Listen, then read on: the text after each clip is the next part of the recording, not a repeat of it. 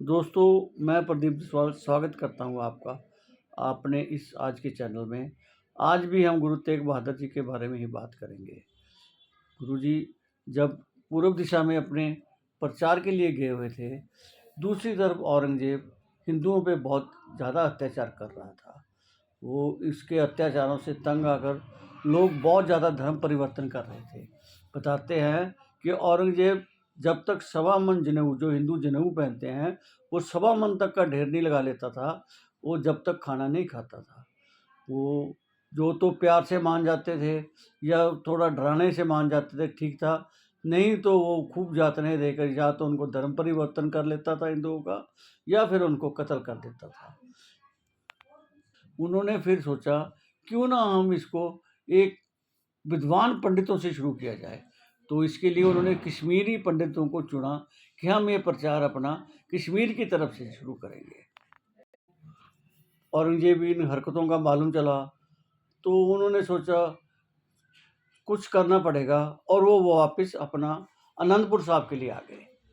जब वो आनंदपुर साहब आ गए तो कश्मीरी पंडितों के ऊपर उस टाइम जो देश के अंदर बहुत विद्वान पंडित माने जाते थे, वहाँ के सूबेदार ने बहुत अत्याचार करने शुरू कर दिए। इतने में जो वहाँ के पंडित थे, मेन मुख्य ब्राह्मण थे, सब लोग इकट्ठे हुए और उन्होंने विचार किया क्यों ना कोई इसका उपाय ढूंढा जाए। तो सूबेदार ने उनको टाइम दिया, आपको जल्दी से जल्दी हिंदू से मुसलमान बनना है, नहीं तो आपको ख़त्म कर दिया जाएगा। उन्होंने उससे कहा कि सूबेदार साहब, हमारे को 6 महीने का समय दो, हम कोई ना कोई तरकीब निकालते हैं, फिर आपको हम बताते हैं। कहते हैं जी कि कश्मीरी पंडित कृपाराम के नेतृत्व में आनंदपुर साहब गुरु तेग बहादुर जी से मिलने आते हैं।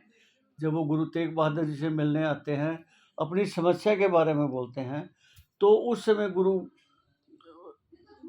तेग बहादुर जी बड़े सोच विचारों में पड़ जाते हैं। इतने में बालक गोविंद राय जी खेलते खेलते वहाँ पे अपने पिताजी के पास आते हैं और अपने पिताजी को गंभीर अवस्था में बैठे देख के पूछते हैं कि गुरुजी क्या बात है। गुरु तेग बहादुर जी बोलते हैं बहुत बड़ी समस्या है। अपने पिता के मुख से ये बात सुन के कि कोई बहुत बड़ी समस्या है और किसी बड़े आदमी को इसके लिए बलिदान देना पड़ेगा, तो गोविंद राय जी ने अपने पिताजी से बोला, पिताजी आपसे बड़ा कौन सा आदमी है ये, आपसे बड़ा तो कोई आदमी नहीं है, ये बलिदान तो आपको ही देना पड़ेगा। गुरु जी ने कहा तो बेटा आप तो अभी बहुत छोटे हो, फिर आपकी देखभाल कौन करेगा। जिस भगवान ने मेरी देखभाल माता के गर्भ में 9 महीने तक करी, वो मेरे को आगे भी देखभाल कर लेगा, लेकिन ये कुर्बानी आपको देनी पड़ेगी क्योंकि आपसे बड़ा कोई आदमी ही नहीं है। गुरु जी बहुत प्रसन्न हुए।